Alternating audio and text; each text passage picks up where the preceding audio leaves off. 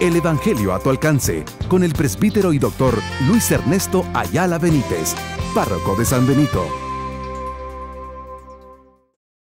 Queridos hermanos y hermanas, hemos entrado a la tercera semana del tiempo ordinario y siempre pues es un gusto estar con ustedes para llevar las reflexiones del Evangelio a tu alcance. Saludamos a todas esas personas que nos ven en la mañana, al mediodía, a la hora que usted sintoniza pues este programa para nutrirse de la palabra del Señor. Hoy el Evangelio que vamos a reflexionar está tomado de San Marcos, en el capítulo 3, versículo del 22 al 30. Esto nos dice la palabra.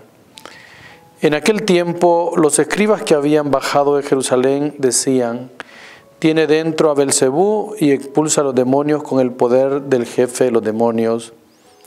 Él los invitó a acercarse y les puso esta parábola.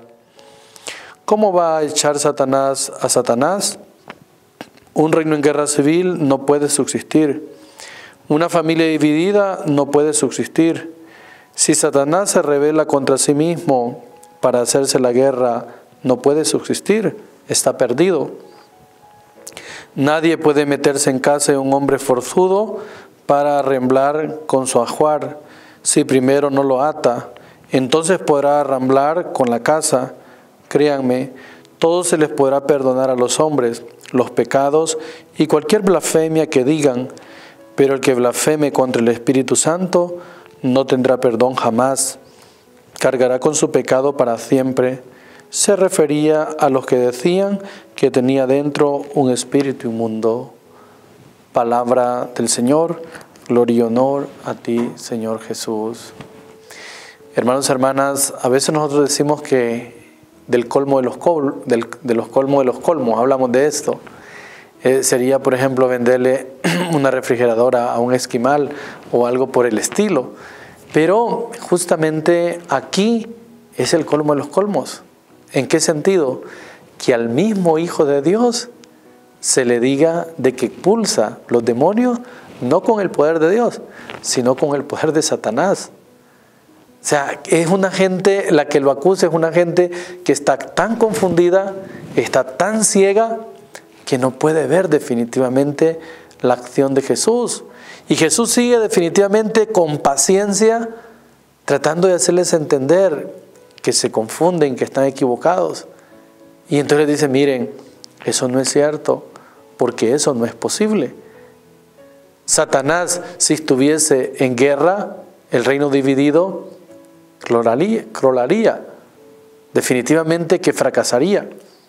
Y aquí entonces, que yo no he hecho los demonios con el poder del diablo. Lo malo siempre produce cosas malas. Y lo bueno no puede producir cosas malas, ni lo malo puede producir cosas buenas. Si Jesús lo que está haciendo es liberar a aquellas personas que se encuentran oprimidas por distintas enfermedades o por distintas situaciones, pero sienten que es el espíritu del mal el que les ha poseído, y si Jesús expulsa ese espíritu del mal y libera a esta gente, entonces es una acción buena.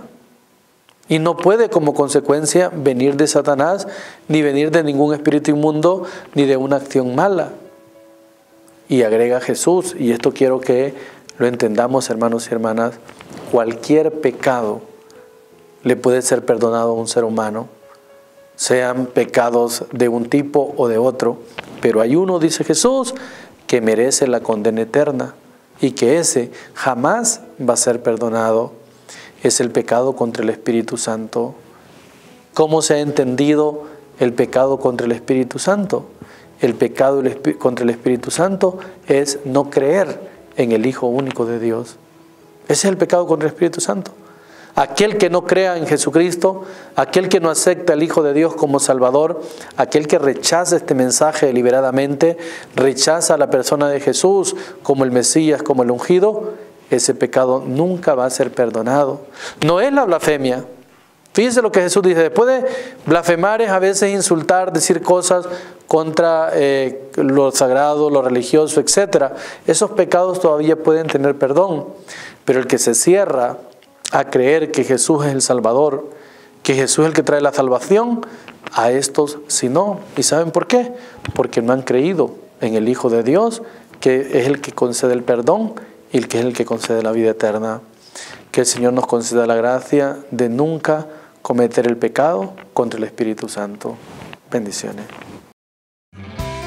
El Evangelio a tu alcance, con el presbítero y doctor Luis Ernesto Ayala Benítez, párroco de San Benito.